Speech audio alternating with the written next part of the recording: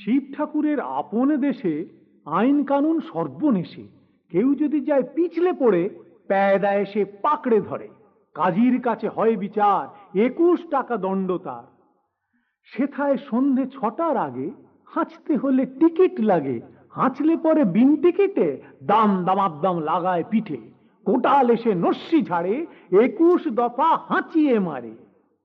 কারুর যদি দাঁতটি নড়ে, 4টি টাকা মাসুল ধরে। কারুর যদি গোঁফ গজায়, 100 আনা ট্যাক্স চায়। খুঁচিয়ে পিটে গুঁজিয়ে ঘাড়, সেলাম ঠোকায় 21 বার। চলতে গিয়ে কেউ যদি চায় এদিক ওদিক ডাইনে বাঁয়, রাজার কাছে খবর ছোটে, পল্টনেরা লাফিয়ে ওঠে। দুপুর রোদে ঘামিয়ে তাই 21 হাতা জল গেলায়।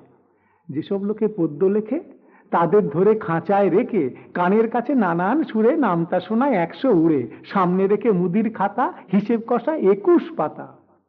হঠাৎ সেটা রাত দুপুরে নাক ডাকালে ঘুমের ঘোরে, অমনি তেড়ে মাথায় ঘষে গোবর গুলে বেলের কষে 21টি পাক ঘুরিয়ে তাকে 21 ঘন্টা ঝুলিয়ে রাখে।